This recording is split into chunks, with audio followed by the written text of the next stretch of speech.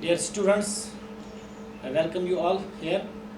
Today we will continue our previously discussed lecture, that is Ballard grouping and RH factor. We have already discussed the Ballard group. There are the major Ballard group we have discussed is ABO Ballard group and RH system. We have also seen that there are 4 types of Ballard groups: A, B, AB and O. हमने देखा है 4 group से हमारे पास blood groups 4 है, A, B, AB, O. पहले हमने देखा था कि किस A बलड ग्रुप A क्यों है, बिकॉज it has antigen. क्या एंटीजन इसमें? It has A antigen, that is why it's A ballad group. B has antigen B. AB, it has both antigens A and B. And O, it has none antigen present on the surface of RBCs. आप लोगों को मैंने बोला था, I have already told you that it is the RBC cell membrane which determines what type of Ballard group it is.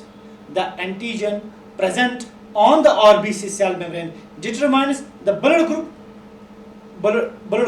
it is. For example, हमारे पास RBC है cell membrane. अगर इस पे I will revise a bit, इस पे A antigen है तो ये ब्लड ग्रुप A है. अगर इस पे B है तो ये ब्लड ग्रुप B है. इस पे अगर दोनों है O और A और B तो ये AB ब्लड ग्रुप है. If both none is present, neither A nor B, only H substance is present, then it is only H substance is present, then it is O blood group. O means 0. There is neither A nor B antigen. तो हम लोगों ने पहले ही समझा है कि A antigen क्या है? A antigen is H substance plus N-acetyl galactose amine. Similarly, B is H substance plus galactose. AB, both RBC is having A antigen plus NAGA as B antigen, that is having galactose. And O means 0, it is having only S substance, neither A nor B. After this, we have understood this thing. I will show you more.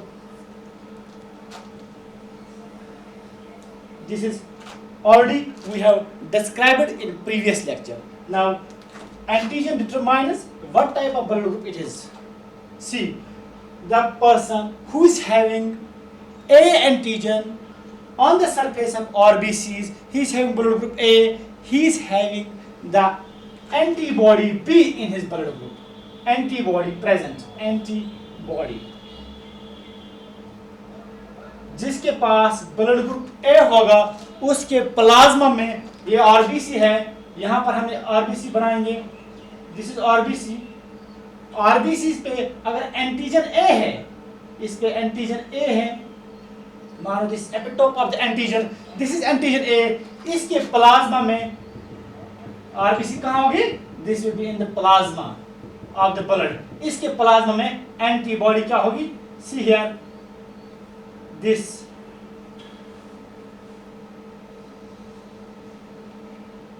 इसके plasma में antibody B होगी. This is antibody B. जिसके RBC पे antigen A है उसके plasma में antibody B होता है. सिमिलरली, जिसके the person who is having blood group B, the person who is having blood group B, his RBCs is having the antigen B in the plasma of the person, he is having antibody A. जिसके पास blood group A होगा, B होगा, उसके पास antibody A होगी. याद रखना है, जिसके पास blood group A है उसके प्लाज्मा में एंटीबॉडी B होती है, जिसके पास ब्लड ग्रुप B है उसके प्लाज्मा में एंटीबॉडी A होती है. Means blood group A is having antibody B in his plasma, blood group B is having antibody A in his plasma. AB, इसके पास दोनों एंटीजन्स हैं, A और B. इसके सिर्फ में there is no antibody, कोई एंटीबॉडी मौजूद नहीं है. और ब्लड ग्रुप O, जिसके पास neither A एंटीजन है nor B एंटीजन है, इसके प्लाज्मा में दोनों एंटीबॉडीज होती है, ए और बी। समझ गए? याद रखना है आपको, जो ब्लड ग्रुप ए होता है, क्यों ए है, इसके आरबीसी पे एंटीजन ए है, लेकिन इसके प्लाज्मा में एंटीबॉडी बी होती है। Similarly the person with blood group B, इसके आरबीसी पे एंटीजन बी है, इसके प्लाज्मा में एंटीबॉडी ए होगी। Same is here, antigen A B, no antibody present in the plasma portion of the AB blood group, and blood group O, it has both A and B antibodies. इससे क्या फायदा है हमें? ये देखिए आप, ये एंटीबॉडीज प्रेजेंट नहीं होती। These antibodies, हम ये कहते हैं कि ये antibodies they are from the birth. Actually these antibodies develop in the first year of the birth. जब बच्चा पैदा होता है तो पहले साल में ही these antibodies develop होती है। Due to some infection, these antibodies develop in the blood and they remain forever in the blood. हम मान लेते हैं they are from the birth, these antibodies. ये वो एंटीबॉडीज नहीं है जो इन्फेक्शन की वजह से हमारे जिस्म में डेवलप होती है, already present in the blood, antibody B, antibody A. So here ये किस किस को ब्लड दे सकते हैं, यहाँ पर हम डिस्कस करेंगे कि ए ब्लड ग्रुप, जो ब्लड ग्रुप ए है, ब्लड रिलेशंस हम देखेंगे कि ये कैन रिसीव ब्लड फ्रॉम, किस किस से ब्लड रिसीव कर सकता है। चलो हम देखते हैं, कैन रिसीव ब्लड फ्रॉम, और दूसरा कॉलम हम लिखेंगे अंडरस्टैंड करवाने के लिए आपको कि कैनॉट रिसीव ब्लड फ्रॉम। देखो ब्लड ग्रुप ए है, इसके पास एंटीबॉडी क्या है, antibody B. This antibody determines कौन सा ब्लड ये रिसीव कर सकती है। ये ब्लड ग्रुप ए कौन सा ब्लड रिसीव कर सकता है, ये पहले हम देखेंगे किसको नहीं रिसीव कर सकता है, क्योंकि इसमें एंटीबॉडी बी है। देखो this is antibody B, antibody B मौजूद है किसमें, एंटीजन ए में एंटीबॉडी बी मौजूद है, जिसमें ब्लड ग्रुप ए है इसमें एंटीबॉडी बी मौजूद है। आपको देखना है कि एंटीबॉडी पे ही यह पता चलता है कि ये कौन सा ब्लड रिसीव कर सकता है। एंटीबॉडी बी है, अगर इसको ब्लड ग्रुप बी दे देंगे तो ये एंटीजन एंटीबॉडी रिएक्शन करके एग्लूटिनेट हो जाएगा, ऐसे मिक्स हो जाएगा और ये ब्लड सर्कुलेशन, ये आरबीसी को खत्म कर देगा, ये काम ब्लड हमारा सर्कुलेट नहीं कर पाएगा, तो ब्लड एग्लूटिनेशन आ जाएगी। तो क्या कर सकता है, it will not receive blood, क्योंकि इसमें एंटीबॉडी भी है, सो ये बी से रिसीव नहीं कर सकता है। शाबाश। पहले हम odd we will separate the odd things out. It cannot receive blood from B because A blood group has B antibody, so antigen B, antibody B will agglutinate, so it cannot receive blood group from B blood group, and it cannot receive from AB because AB होगा, इसमें भी B होगा, जिसके पास AB blood group होगा उसके पास antigen B होगा, antigen B और antibody B agglutinate हो जाएंगे, इसलिए ये इससे रिसीव नहीं कर पाएगा। सो किसे करेगा, ये ए से आराम से रिसीव कर सकता है, क्योंकि ए के पास ओनली, इसके पास ए से आराम से रिसीव कर सकता है और ओ से रिसीव कर सकता है। Why it can receive from O, because O has no antigen with which the antibody B can agglutinate. O से क्यों रिसीव करेगा, क्योंकि ओ के पास एंटीजन नहीं है जिसके साथ रिएक्ट कर जाएगा। अब देखिए बी ब्लड ग्रुप है, ब्लड ग्रुप बी, इसके पास कौन सी एंटीबॉडी है, शाबाश, इसके पास एंटीबॉडी ए है। एंटीबॉडी ए जब होगी, अब ये देखो एंटीबॉडी ए नहीं रिसीव कर सकते हैं एंटीजन ए को। अब ये यहां पर ए, इसके पास ब्लड ग्रुप बी है, एंटीबॉडी ए है, तो ये ए से रिसीव नहीं कर सकता है। It cannot receive blood from A because it has antibody A in his blood, और A एंटीजन और A एंटीबॉडी रिएक्ट करके एग्लूटिनेट हो जाएंगे। A भी नहीं कर सकते, क्यों, इसके पास A एंटीजन है। सो अब किससे रिसीव कर सकते हैं? आराम से बी से रिसीव कर सकती है, ओ से रिसीव कर सकती है। अब देखो, जो ए बी ब्लड ग्रुप है, जो ए बी ब्लड ग्रुप है, इसके पास क्या है? इसके पास कोई एंटीबॉडी नहीं है। जब एंटीबॉडी नहीं है तो रिएक्शन करने वाला नहीं है, तो ये ए से भी रिसीव कर सकता है क्योंकि इसके पास एंटीबॉडी ए नहीं है, बी भी नहीं है, इसके पास एंटीबॉडी बी नहीं है, रिएक्ट नहीं कर पाएगा। ये ओ से भी रिसीव कर सकता है, ए बी से भी रिसीव कर सकता है, because it has no antibody. जो डिटरमाइन करती है, एंटीबॉडी ही डिटरमाइन करती है कौन सा ब्लड ये रिसीव करेगी। इसके पास एंटीबॉडी है ही नहीं, इसलिए इजीली ए से भी कर सकती है, बी से भी कर सकती है, ओ से भी, ए बी से भी। That's why A B is called as universal acceptor. इसीलिए हम इसको यूनिवर्सल एक्सेप्टर कहते हैं। शाबाश। आप देखिएगा, ब्लड ग्रुप ओ है, इसके पास दोनों ए भी है, बी भी है।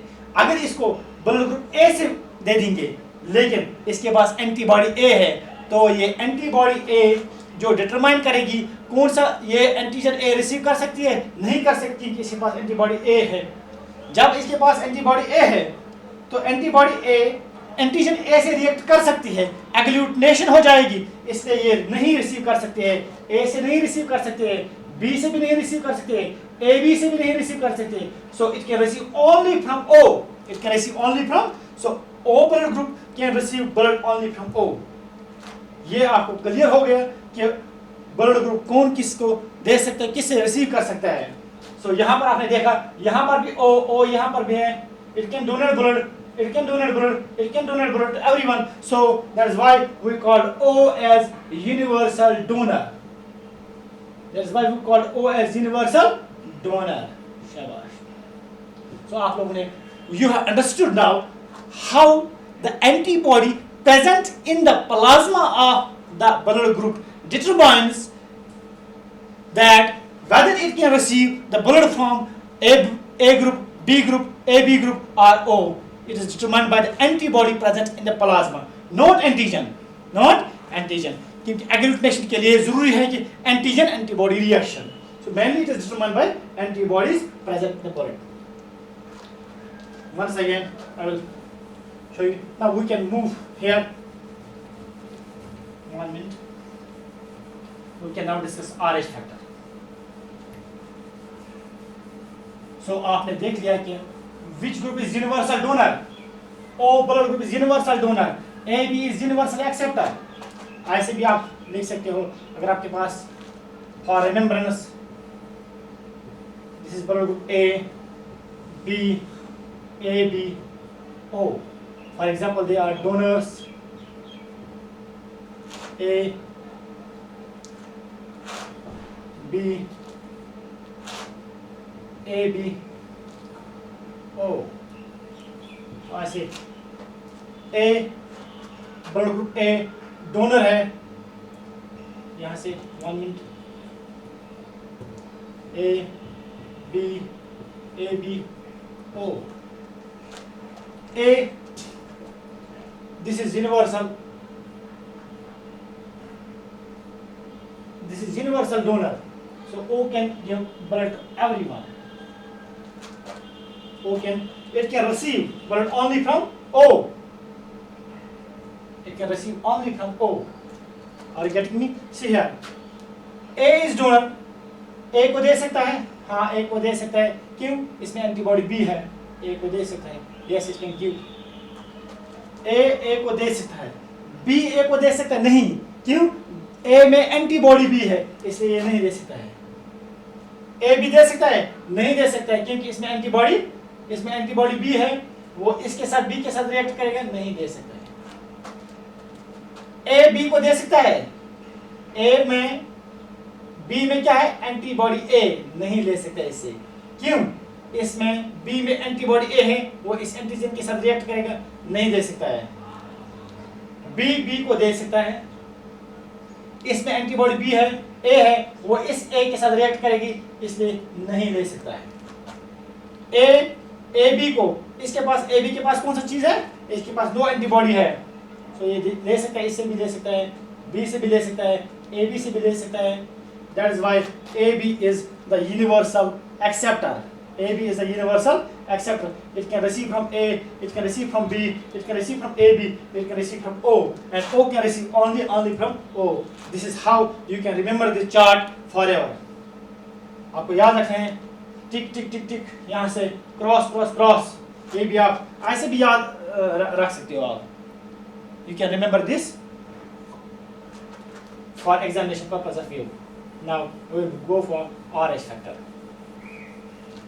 अब हम समझिए what is RH factor. It was, let us see what is RH factor, how it is determined, and why it is important in blood grouping. RH factor. RH factor.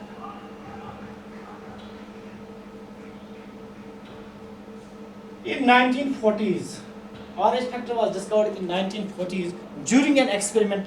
जब हम एक monkey से, यहाँ पर हम एक monkey बनाएंगे. This is monkey, happy monkey. इससे हम rabbit को दे ब्लड ट्रांसफ्यूज कर रहे थे.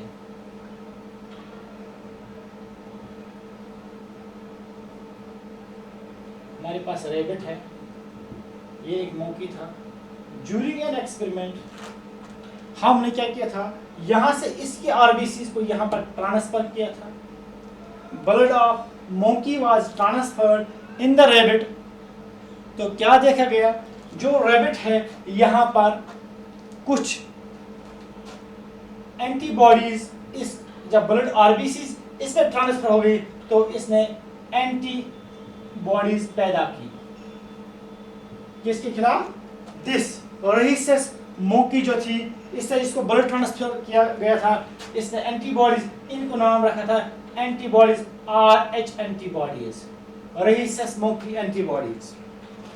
जब ये antibodies for example during the experiment monkeys में ट्रांसफर दोबारा की गई, दोबारा जब इन RH एंटीबॉडीज को रैबिट से एंटीसिरा जो था इसको ट्रांसफर किया था, बहुत सारे फॉर एग्जांपल 100 मोंकीज लिए होंगे, सबों में इसने क्या किया, इसने एग्लूटिनेट ब्लड किया.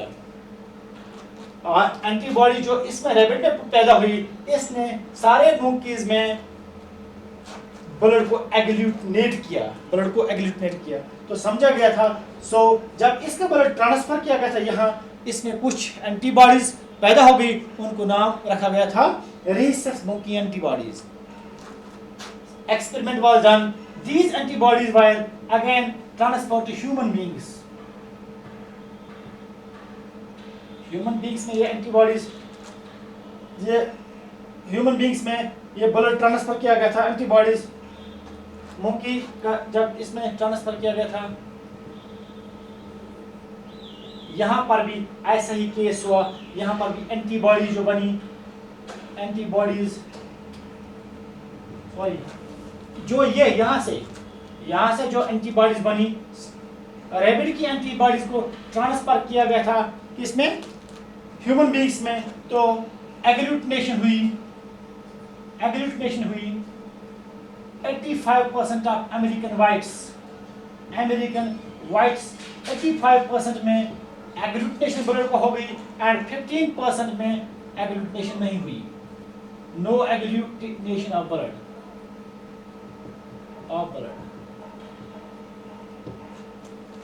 तो क्या समझा गया था, इसलिए इसीलिए RH फैक्टर को ये देखा गया था.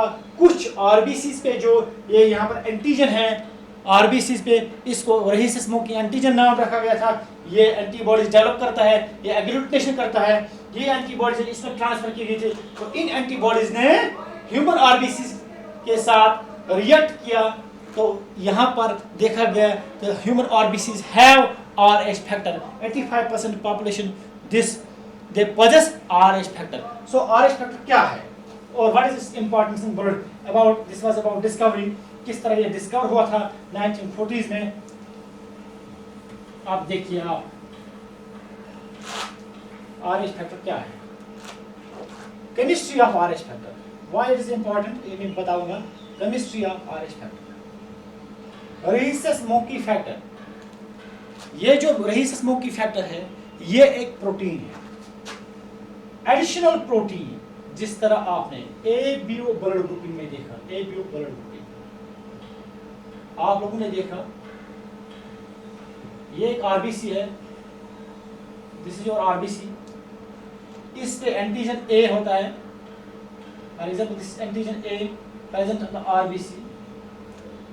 और ये एंटीजन आप लोगों को मैंने बोला था, एंटीजन A क्या है, this H substance plus N-acetylgalactosamine। So this is made up of oligosaccharides, oligosaccharides। ये जो है, ये एंटीजन A, एंटीजन B जो है, ये कार्बोहाइड्रेट्स होते हैं, ओलिगोसैकेराइड्स होते हैं। और इसी तरह से RH फैक्टर जो है, RH फैक्टर एडिशनल ये है, लेकिन दिस इज योर प्रोटीन। आपको रिमेंबर करना है, ये एक प्रोटीन है। ऑल्दो ABO जो सिस्टम है, इसमें A ग्रुप या B ग्रुप जो होता है, जो एंटीजन A होता है या एंटीजन B होता है, they are carbohydrate units, they are oligosaccharides formed from combination of H substance oligosaccharide and additional sugar add होता है, N-acetylgalactosamine होगा या गैलेक्टोस होगा, तो डिटरमाइन करता है A और B एंटीजन को। इसी तरह से RH फैक्टर क्या है, RH फैक्टर एक एडिशनल प्रोटीन है। फॉर एग्जाम्पल ये हमारी RBC है, इस पे एंटीजन A है, ये एंटीजन A है, लेकिन यहाँ पर एडिशनल फैक्टर होगा, this is RH factor. RH factor क्या है, ये एक प्रोटीन है। अब याद रखो, RH फैक्टर इसका नेचर जो केमिकल नेचर है, वो एक प्रोटीन है। अब क्या है, ब्लड ग्रुप वही होगा, A होगा, B होगा या AB होगा। इसके अलावा जब RBCs के मेम्ब्रेन पे युथी RBCs की सेल मेम्ब्रेनस पेट ये आशा प्रेजेंट या न आशा प्रेजेंट, ये प्रोटीन एडिशनल प्रोटीन, ये एक एडिशनल प्रोटीन है। अगर यह एडिशनल प्रोटीन RBCs के सेल मेम्ब्रेन पे प्रेजेंट होगा, तो ये हम कहेंगे this is RH positive person, RH factor positive person. अगर ये एब्सेंट होगा, नहीं होगा यह प्रोटीन, तो हम कहेंगे RH नेगेटिव, RH नेगेटिव। अब कितने ग्रुप्स हैं हमारे पास, मैं बताता हूं आपको ब्लड ग्रुप्स। अब हमारे पास RBC है, हमारे पास ये एक RBC है, इसके पास एंटीजन A होगा, तो हम कहेंगे ये ब्लड ग्रुप A है, A ग्रुप, ठीक है। अगर RH फैक्टर होगा दिस प्रोटीन, तो हम कहेंगे इसको RH पॉजिटिव। ऐसे भी कहते हैं A पॉजिटिव ब्लड ग्रुप, याद रखना है ब्लड ग्रुप। जो आप लोग आम भाषा में सुनते हो, ये पॉजिटिव है, A positive, B positive blood group, O positive, O negative. Positive and negative is determined by RH factor. Positive होगा तो RH फैक्टर प्रेजेंट है, नेगेटिव होगा तो RH फैक्टर एब्सेंट है। अब हमारे पास ब्लड ग्रुप A है, लेकिन ये पॉजिटिव भी हो सकता है, नेगेटिव भी हो सकता है। ऐसे ही होगा ब्लड ग्रुप B, इसमें एंटीजन B होगा, हो सकता है इसमें RH फैक्टर पॉजिटिव है, ये ब्लड ग्रुप B खाली भी होगा, blood group B blood group, और इस पे पॉजिटिव भी हो सकता है ब्लड ग्रुप B पॉजिटिव। या अगर नहीं होगा, जब हम कहते हैं B blood group, it means we understood it is B negative. अगर इस पे होगा तो इट इज B पॉजिटिव। जो हम पॉजिटिव और नेगेटिव कहते हैं, अगर हमारे पास अब हमारे पास पहले से 4 ग्रुप्स थे, A B AB O, तो वो पॉजिटिव 4 हो सकते हैं या नेगेटिव 4 हो सकते हैं। इस तरह से हमारे पास 8 ब्लड ग्रुप हो सकते हैं। ये पॉजिटिव और नेगेटिव क्या होता है, पॉजिटिव और नेगेटिव होता है कि हमारी RBC की सेल मेम्ब्रेन पे एडिशनल प्रोटीन है या नहीं है। जो ये एडिशनल प्रोटीन होता है, मजीद देखेंगे इसकी केमिस्ट्री, फिर हम इसकी मॉलिक्यूलर जेनेटिक्स पे आएंगे। देखो आप माय डियर स्टूडेंट्स, आप देखो, अगर हमारे पास ये एक RBC है, देखो बाइकन के RBC है, हमारे पास RBC है, cell membrane of RBC। Actually RH factor क्या होता है, यहाँ पर दिस इज एक्चुअली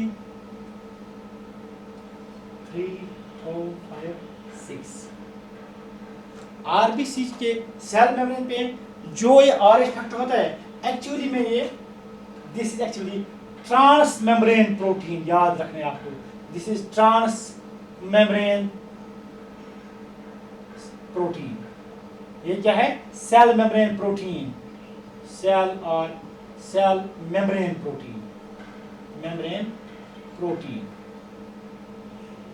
इसको हम दूसरा नाम भी बोलते हैं 12 pass cell membrane protein, cell membrane protein. ये जो RH फैक्टर होता है एक्चुअली ये सेल आरबीसी के सेल मेम्ब्रेन में एक ट्रांस मीन्स जो दोनों तरफ पास होगा, यहां से भी यहां से भी, इसको RH फैक्टर बोलते हैं। इस पे यहां पर इस पे इम्यूनोजेनिक पोर्शन होता है जो ब्लड में काम करता है, इम्यूनोजेनिसिटी जिसको बोलते हैं एपिटोप। यहां पर एपिटोप होता है, ये on the basic epitope. Actually RH factor के there are 50 groups of RH factors have been discovered, but the most important are 2 or 3. Very important is that is D type. अगर ये trans membrane है, इसमें D epitope होगा। Epitope क्या होता है? Immunogenic portion of A protein. जो protein का रिएक्टिव पोर्शन होगा इसको बोलते हैं RH factor. RH factor D, यानी RH फैक्टर के कितने पार्ट्स हैं? मेन इंपॉर्टेंट एपिटोप है इसका D, और है C और है E। ये है 3 most important types of RH factor. RH factor कितने? 50 टाइप्स हमने डिस्कवर किए हैं, ऑलरेडी डिस्कवर्ड है, लेकिन 3 एपिटोप्स इसके सबसे इंपॉर्टेंट हैं D, C और E। अब D होगा, इसी तरह यहाँ पर दूसरा मेम्ब्रेन हो सकता है, उस पर E हो सकता है या C हो सकता है। So RH factor is determined, it's actually इसकी केमिस्ट्री क्या है? Transmembrane protein. अब जब हम बोलेंगे RH negative means D is absent. या this should be very important. RH negative means D epitope is absent, epitope is absent. There is difference between RH negative and RH null. See here, I will show you one more thing. अब मैंने बोला था आपको RH factor जो है इसके 3 epitopes है, वो तीनों बहुत इंपॉर्टेंट है, D एपिटोप, E और C। अगर हम जो कहते हैं RH नेगेटिव, इट मीन्स या जहन में लेना है D एपिटोप इज एब्सेंट, ये जो D पोर्शन है this is absent, but E और C प्रेजेंट हो सकता है। They can be present,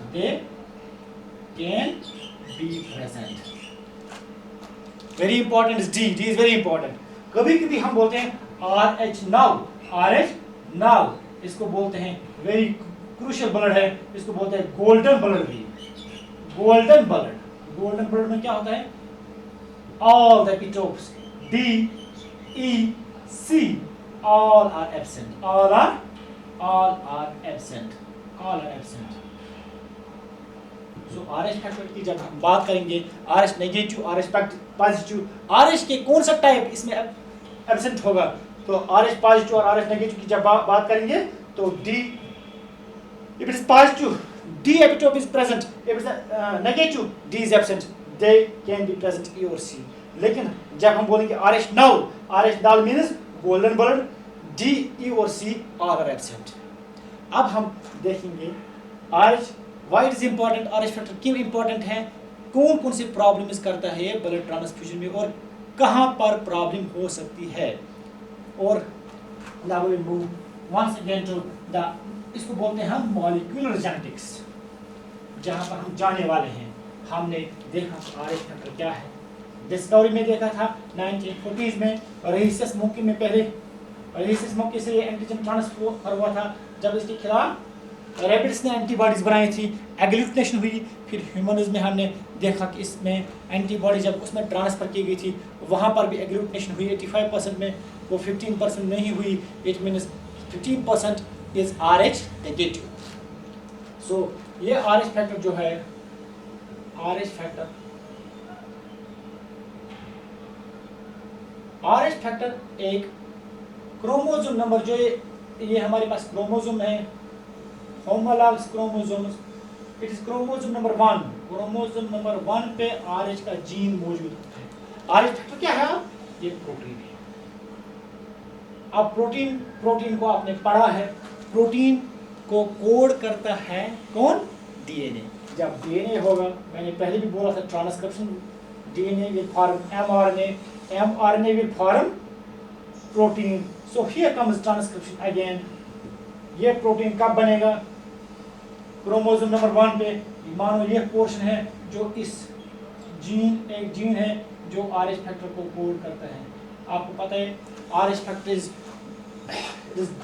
dominant, it is a dominant gene and it obeys the Mendelian genetics. It obeys the Mendelian genetics. For example, RH factor positive होगा, dominant होगा, तो R maternal और paternal, इसको हम R से represent करते हैं dominant gene, और रेसेसिव जीन है इसका R, रेसेसिव जीन है इसका R। इट मीन्स अगर हमारे पास दोनों क्रोमोसोम पे RR होगा तो RH पॉजिटिव होगा, RH पॉजिटिव। अगर ये भी होगा R और R, फिर भी RH पॉजिटिव होगा, क्योंकि it is dominant over recessive. Capital R is dominant over recessive, this is simply Mendelian genetics. लेकिन जब R और R होगा तो ये RH नेगेटिव है, RH नेगेटिव। शाबाश। अब याद रखो कहां पर प्रॉब्लम करते हैं। अगर हमारे पास RH पॉजिटिव फादर है, RH positive father, RH positive father married with RH negative mother, तो यहां पर एक प्रॉब्लम करता है ड्यूरिंग डिलीवरी। देखो ये RH फैक्टर पॉजिटिव जो है, RH फैक्टर पॉजिटिव फादर, इसका जीनोटाइप क्या होगा? RR। समझ आया? RH फैक्टर पॉजिटिव आपने देखा ये डोमिनेंट जीन है, इसका ये भी हो सकता है या इसका ऐसे भी हो सकता है। So then it is RH factor positive father. Mother negative है, दोनों सूरतों में RR होगी। जब हम एलील्स को अलग अलग करेंगे, जब हम इसको देखेंगे इसके साथ RR ड्यूरिंग, या ये इसके साथ भी हो जाएगा RR, इसके साथ भी आएगा RR, इसके साथ भी आएगा तो RR, सबों में RR आएगा, और बच्चा जो पैदा होगा RH positive. During sexual reproduction जब हमने इसके एलील्स अलग अलग किए, R अलग हो जाएगा, ये ऐसे होगा RR, ये R अलग, ये R अलग, उसमें मदर में RR, ये R अलग, ये R अलग। इन गैमीट्स आप लोगों ने पढ़ा होगा, ये इसमें क्रॉस होगा ऐसे R R R R R R R R R। वो जब फादर पॉजिटिव होगा और इसका जीनोटाइप ऐसा होगा RR कैपिटल RR, तो बच्चा 100% RH फैक्टर पॉजिटिव निकलेगा। जो फीटस होगा वो RH फैक्टर पॉजिटिव होगा, वेदर बेबी और फीमेल बेबी और मेल बेबी। अगर अब हम देखेंगे ये वाला जीनोटाइप, ये वाला जीनोटाइप, तो हम ये देखते हैं ये वाला जीनोटाइप फादर होगा ड्यूरिंग गैमीट्स अलग हो जाएंगे। मेंडेलियन जेनेटिक्स आप लोगों ने पढ़ी है, यहाँ पर R है, R, ये है मदर, ये है फादर।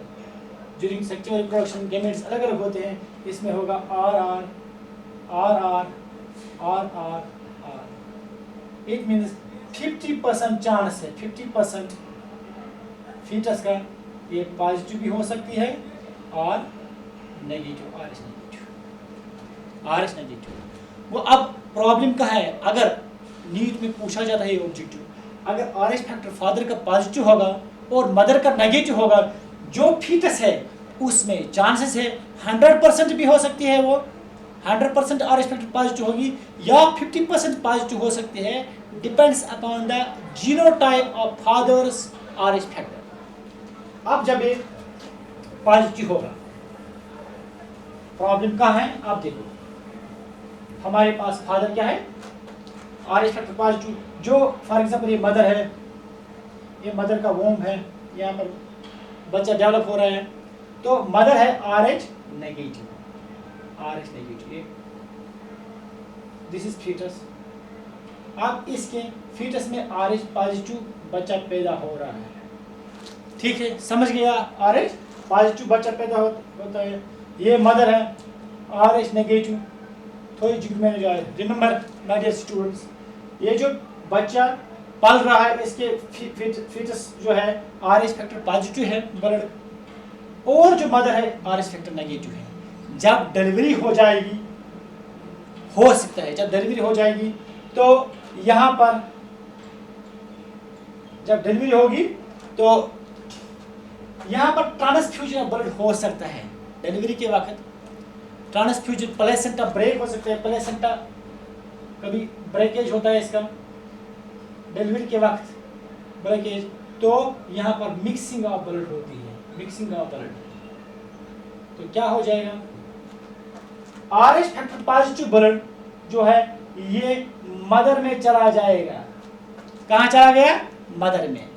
जब RBCs, ये है बच्चे की RBCs, इसमें क्या है, मैं ब्लड ग्रुप की बात नहीं करूँगा, RH फैक्टर की, ये RH फैक्टर पॉजिटिव है, शाबाश, आप लोगों को पता है। ये वहां से क्या है, एक्चुअली ये एक प्रोटीन है, ये चला गया यहाँ, ये चला गया यहाँ। अब ये प्रोटीन जो है, ये प्रोटीन माँ की ब्लड के लिए एक नया सा प्रोटीन है, उसके जिस्म में ये आउटसाइडर है, ये नया प्रोटीन है, इसके खिलाफ ये यहाँ अंदर जाके एज एंटीजन काम करेगा, इसके खिलाफ वहां पर माँ के circulatory system will form antibodies against this RH positive, those are called as anti RH antibodies. माँ की जिस्म एंटी-RH एंटीबॉडीज। देखो, जब भी हमें कोई फॉरेन एंटीजन बाहर, what is antigen? Any foreign substance which enters in our body is called as antigen। जो भी बाहर का हमारे में अंदर जाएगा मोस्टली इट इज प्रोटीन। तो इस फॉर एग्जाम्पल हमारे बैक्टीरियल इन्फेक्शन होता है, वायरल इन्फेक्शन होता है, इसके खिलाफ हमारी बॉडी तुरंत एक मैकेनिज्म है, इसके खिलाफ हमारी body with the help of WBCs they form antibodies against it. This is how, आप लोगों ने वैक्सीनेशन में पढ़ा होगा, जब हम वैक्सीन करते हैं, वैक्सीन क्या होता है, एक्चुअली वही ऑर्गेनिज्म होता है जो डिजीज करता है। फॉर एग्जांपल वायरस है, अभी भी कोरोना वायरस है, तो हमने जो कोरोना वायरस अंदर डाल दिया वो भी न्यूक्लियर प्रोटीन पार्टिकल होगा, उसके खिलाफ हमारी बॉडी एंटीबॉडीज बनाती है, और जब दूसरा इन्फेक्शन होता है तो वो काम नहीं कर पाता है, एक्टिव पैथोजन फिर काम नहीं कर पाता। यही जो है यहाँ पर माँ के बच्चा जो पल रहा है फीटस में, वो RH फैक्टर पॉजिटिव है, ये इसके RBCs पे एक एडिशनल प्रोटीन है, लेकिन माँ जो है इसके RBCs पे नहीं था ये। जब ये ड्यूरिंग द डिलीवरी इसके RBCs इसमें अंदर चली गई तो क्या हो गया, एक नया प्रोटीन माँ के सर्कुलेटरी सिस्टम में चला गया। जो माँ का सर्कुलेटरी सिस्टम है वो इसको नया डिफरेंट प्रोटीन मानता है, और इस प्रोटीन के खिलाफ एंटीबॉडीज बनाता है, एंटी-RH, क्योंकि RH फैक्टर है, इसके खिलाफ बनेंगी एंटीबॉडीज, और एंटीबॉडीज को हमने नाम रखा है एंटी-RH एंटीबॉडीज, एंटी-RH। अब पहला बच्चा डिलीवर हो गया, कोई प्रॉब्लम नहीं है। जब सेकंड प्रेगनेंसी होगी, अब फर्स्ट डिलीवरी नो प्रॉब्लम, लेकिन जब सेकंड डिलीवरी, इसी माँ को जब सेकंड डिलीवरी होगी, ये मानो माँ है,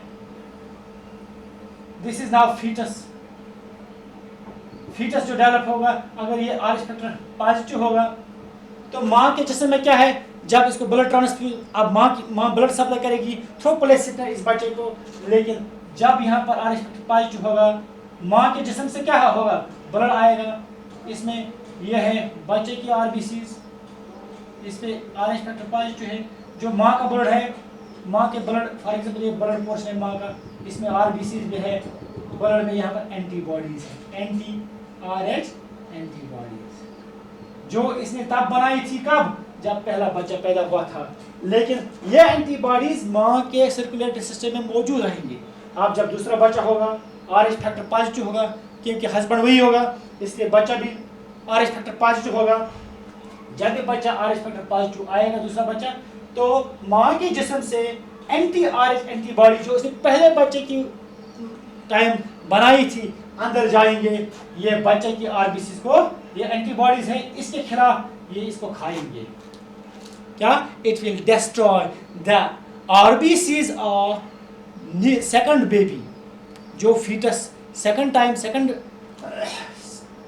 में जो सेकंड बेबी सेकंड फीटस है उसकी जो RBCs है इनको एंटी RH एंटीबॉडीज डिस्ट्रॉय करेंगे। इसको बोलते हैं, इसमें RBCs की कमी हो जाएगी, इस डिजीज को बोलते हैं haemolytic newborn disease, haemolytic anaemia.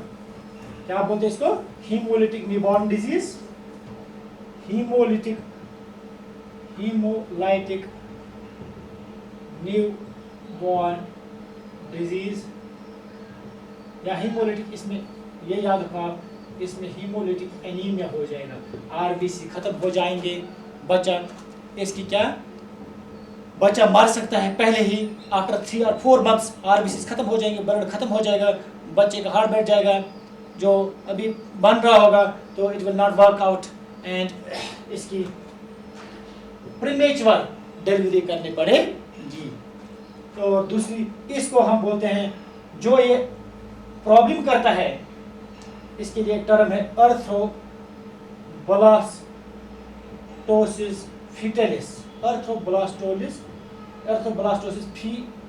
Fetalis, this is the technical term for this. क्या करता है, जब दूसरा बच्चा होगा तो पहले बच्चे डिलीवर होने की वजह से जब खून की मिक्सिंग हुई थी, जब ब्लड की मिक्सिंग हुई थी, तब माँ के बतन में, जो माँ के ब्लड में, शरीर में एंटी RH एंटीबॉडीज पैदा हुई थी, जो दूसरे बच्चे को अर्थ्रोब्लास्टोसिस फीटलिस कर सकते हैं, इसकी अर्थ्रोसाइट्स RBCs को डिस्ट्रॉय करेंगे, तो प्रीमेच्योर डिलीवरी करनी पड़ेगी इसको, तो ये प्रॉब्लम हो सकती है बच्चे को। इसलिए इसी वक्त इसको जब पहली डिलीवरी होगी, अब देखते हैं, अब आपको याद रखना है RH factor, why it is important, because अगर RH फैक्टर फादर पॉजिटिव होगा तो केयर कब करना है, RH नेगेटिव इज मदर, ये भी पूछा जाता है एग्जाम में, when RH factor is important. अगर फादर RH फैक्टर पॉजिटिव है, मदर RH फैक्टर नेगेटिव है, तो इसमें after first delivery very important, इसको हम एंटी इंजेक्शन करते हैं, जो इन एंटीबॉडी जो बनी होगी इनको डिस्ट्रॉय करेगा एंटीबॉडीज के खिलाफ, ताकि जो सेकंड डिलीवरी होगी वो नॉर्मल डिलीवरी होगी। तो ये पूछा जाता है when it is problematic, father is RH factor positive, mother is RH factor negative, तो इनका बच्चा भी RH फैक्टर पॉजिटिव होगा, चांस है इसका, सो यहाँ पर हमें केयर करना है। That is why here it is important, that is why before delivery या आफ्टर मैरिज फादर का ब्लड ग्रुप भी चेक किया जाता है। That is why RH factor is important. So today we have discussed now ABO blood grouping once again. उसका part जो रह गया था कि किस तरह से ट्रांसफर किस को ब्लड कर सकता है, किसको नहीं कर सकता है, तो आपने पहले भी A blood group, B blood groups, A, B और O, ये पॉजिटिव और नेगेटिव मीनिंग क्या है, it means RH factor, simply RH factor क्या है, हेमोलिटिक डिजीज क्या है, why is important RH factor in blood transfusion.